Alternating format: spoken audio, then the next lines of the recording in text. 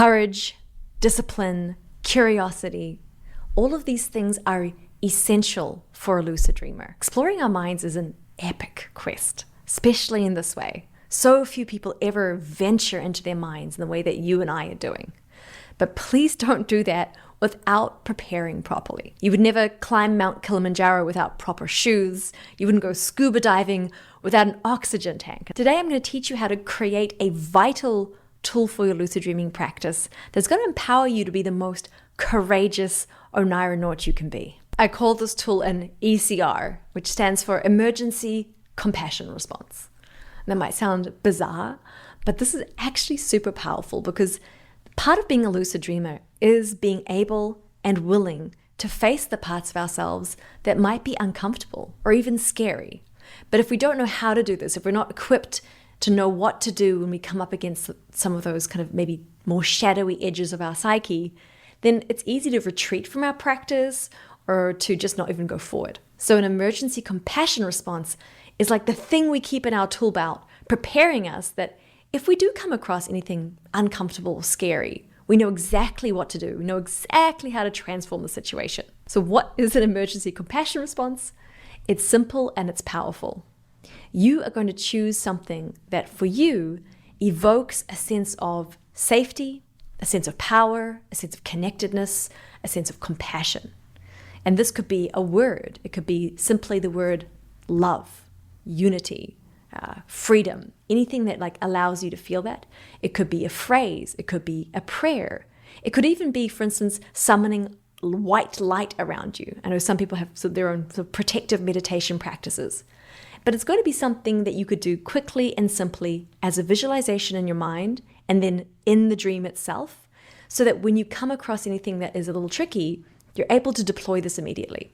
So for example, for me, my emergency compassion response is the Ho'oponopono prayer, which is, I'm sorry, forgive me, thank you, I love you. I'm sorry, forgive me, thank you, I love you. And if I'm in a dream and I come across sort of a nightmare figure or just the dream itself is murky and strange, I will use this emergency compassion response and like really get this state of like love, connection, and forgiveness into the space. And I find it inevitably transforms it. Nightmare figures will stop attacking me, and then I can ask them questions like, what do you represent? And have conversations with them.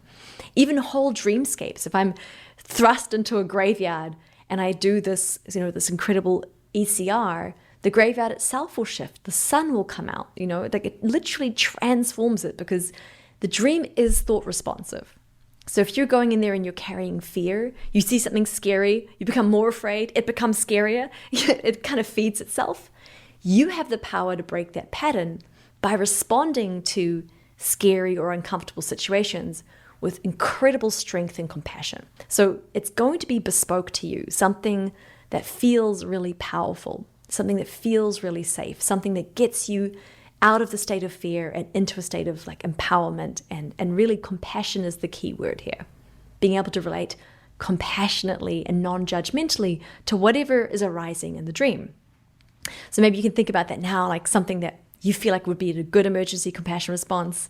Some of the ones my clients have used are, simple phrases like, I am love, or, simple prayers that they have from their own religious practices, or even simply the gesture of just putting your hands on your heart and taking a few deep breaths. So it's going to be personal to you. The key thing is practicing it, and this is how to practice it.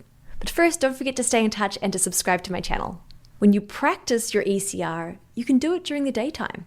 Because, listen, our waking lives provide us with plenty of opportunities to work with challenging situations, whether that's people that annoy us, whether it's moments of fear and anxiety or feelings of depression.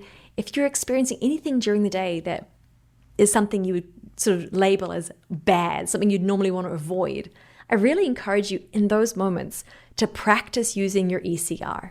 So for me, for instance, if I'm getting stuck in an anxiety spiral, I might take a few deep breaths and stop, do the Ho'oponopono prayer. I'm sorry, forgive me, thank you, I love you. Get myself back into that connected state. And what you're doing here is you're building a habit, counter to how most of us have ever done our lives, right? Mostly we have something bad, something scary, we avert it, we run away from it, we reject it. Here, you're learning how to respond to something quote unquote negative with this compassionate response. And every time you practice that, you sort of like start grooving that as the default response. One of my favorite things about teaching people how to use an ECR is that you start using it in your waking state. You start using it in your lucid dreaming state with amazing consequences. But then what's really cool is it becomes a habit. Now I'm in that state where I'll be in a non-lucid dream, and if something scary happens, most of the time, even non-lucid, I'll use my ECR and it transforms the situation. I think this is amazing. It's an opportunity for us to rewire our habits towards compassion and connection, and ultimately that leads us to emotional freedom.